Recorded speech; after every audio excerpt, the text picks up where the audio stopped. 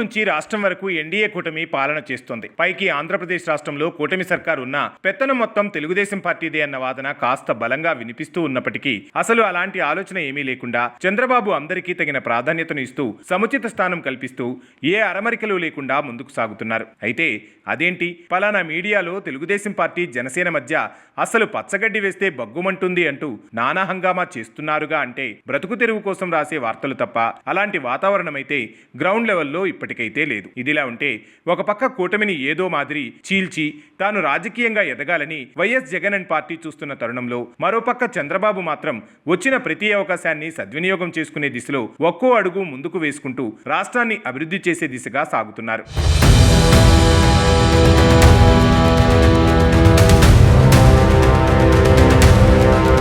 ప్రస్తుతం రాష్ట్రం ఉన్న పరిస్థితుల్లో ఎటు చూసినా ఇబ్బందుల్లో ఉంది అన్న లెక్కను నిత్యం ఆలోచన చేసుకుంటూ ఇటు రాజధాని అమరావతి నిర్మాణంతో పాటు పోలవరం నిర్మాణం పూర్తి చేయాల్సి ఉండటం ప్రధాన లక్ష్యంగా పెట్టుకుని ఈ రెండు అంశాలు ఒడ్డున పడాలంటే కేంద్ర ప్రభుత్వం నుంచి సహకారం అవసరమని నమ్మి కేంద్రాన్ని స్పష్టంగా ఫాలో అవుతూ అవసరమైన నిధులతో పాటు రుణాలు కూడా పొందేందుకు కేంద్రం నుంచి సహకారం లభిస్తే తాము అనుకున్న లక్ష్యాన్ని చేరవచ్చన్నది ఆలోచనలో పనిచేసుకుంటూ సాగుతున్నారు. కేంద్రంలో కీలక భాగస్వామిగా వ్యవహరిస్తూనే మరోపక్క కేంద్ర ప్రభుత్వానికి మనతో ఉన్న అవసరాల కంటే మనకు కేంద్రంతో అవసరాలు ఎక్కువని గమనించి వీలైనంత త్వరగా రాజధాని అమరావతి పనులను ప్రారంభించాలని, అందులోనూ ప్రధాని మోదీ చేత శంకుస్థాపనలు చేయించాలని నిర్ణయించారు. ఇప్పటికే రాజధాని అమరావతి నిర్మాణ పనుల కోసం ప్రపంచ బ్యాంకు నుంచి 15,000 కోట్ల రూపాయలు, హడ్కో నుంచి 11,000 కోట్ల రూపాయల నిధులు దాదాపుగా మంజూరు కాగా వీటితో మొదటి దశ పనులను ప్రారంభించేందుకు సిద్ధమవుతోంది చంద్రబాబు సర్కార్. మరో 3 ఏళ్లలో మొదటి దశ పనులు పూర్తి చేయగలిగితే దాదాపుగా 80% అమరావతి విషయంలో విజయం సాధించినట్లేనని చంద్రబాబు భావిస్తున్నారు.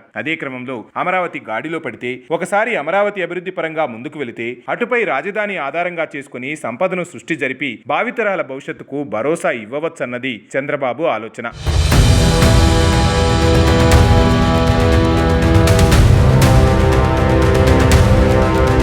ఒక పక్క అభివృద్ధి విషయంలో దూసుకుపోతూనే మరోపక్క సంక్షేమాన్ని ఇచ్చిన మాట ప్రకారం అమలు చేసే దిశగా అడుగులు వేస్తూ అన్ని వర్గాలకు న్యాయం జరిగే దిశగా పాలన సాగిస్తున్నాడు చంద్రబాబు. అదీ కాక మరోపక్క తాను అనుకున్న విధంగా అమరావతి పూర్తయితే వచ్చే ఎన్నికలకు రాజధాని లెక్క చూపించి ఎన్నికలకు వెళ్లవచ్చన్నది తెలుగుదేశం పార్టీ ప్లాన్ గా పొలిటికల్ సర్కిల్స్ నుంచి వినిపిస్తున్న మాట.